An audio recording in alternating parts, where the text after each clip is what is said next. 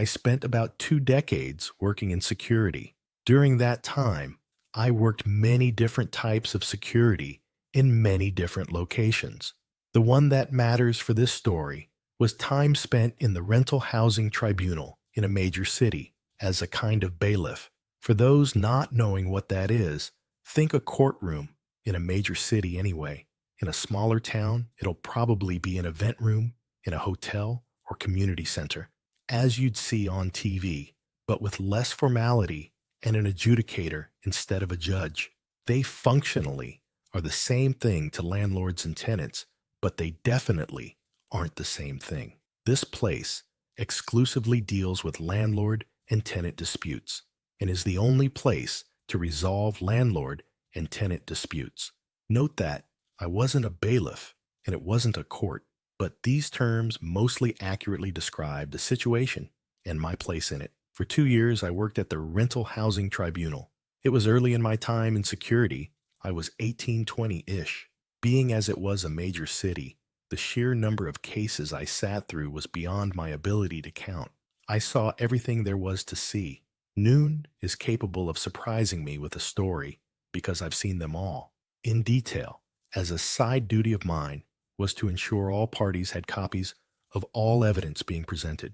I did a lot of photocopying and always read/inspected everything I copied to ensure nothing got cut off or made illegible. By the time I stopped working there, I probably knew the way everything worked well enough to be an adjudicator myself. Well, no, obviously not. But I'm certainly in no need of a lawyer either, should I ever have need to go there. I also had intimate knowledge of how the system worked beyond the actual rules. Like, for example, adjudicators would always give a little leeway to anyone representing themselves over someone who had a lawyer, or how pissed off adjudicators would get when a party was speaking out of turn. Seriously, do not do that. Skip forward almost a decade. I left the city and am in a fairly large town in the same province, same tenant laws. I have a few roommates in a decently sized townhouse. We get along well, but there's a problem. Only I can write checks, and our paydays don't line up. So I'm the one who pays the rent, and I usually can't do it on the first because roommates don't usually always pay in time. We advise the landlord we might be a day or two late, but we'll always have it by the third at the latest. They have no problem with it at all. I spoke to them myself. For about a year, this works fine. No complaints from landlord, because even if we're often a day or two late, we always pay. We're also fairly quiet and don't damage the property. Nearly model tenants. I do not actually have any idea why, but one day, this changed. I suspect a different person in the company started overseeing the region.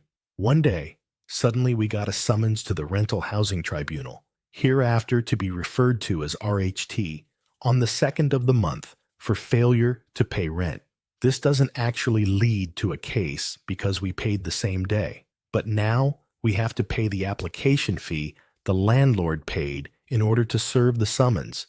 I bitched to the neighbor, who was also the superintendent, and eventually heard back that their contact at the company was now demanding 1st of the month, no exceptions. Well, that really didn't work for us, so we probably had to pay that fee 15, 20 times over the next 2 years. I could have gone to tribunal over it, but we were technically without a leg to stand on, and I knew it. Maybe if I went enough times, I can ding them for harassment, but I don't have time for that, and my roommates don't care. After being split between us all, the fee wasn't enough deterrent to change our behavior, so we accepted it. If this was the only issue, there wouldn't be much story though. At around the same time, the rent leeway vanished, so did mandatory maintenance. I'm not going to list everything that went wrong and wasn't fixed. You'll get a decent idea at the end. We suffered through it. We were all working too many hours at shit pay to be able to actually do anything about it. We adapted, but after about 2 years, it broke. Everyone but me up and moved out for various reasons within a 4-month period. I'm not going into any details on my roommates at all, because things kinda exploded for a couple different reasons outside of this. No reason to dig any of that up. I had been saving up a while and was able to quit my job without having to immediately get another. So I suddenly had a lot of time. I didn't want to stay and pay the rent by myself or have to find new roommates I could live with. And with my experience in the RHT, I knew I had the landlord by the balls. So I went for them. I stopped paying rent. Annoyingly, I didn't get a summons the first month, but I did the second. So I went with a meticulously documented plethora of evidence of failure to maintain the property and entering the property without formal notice.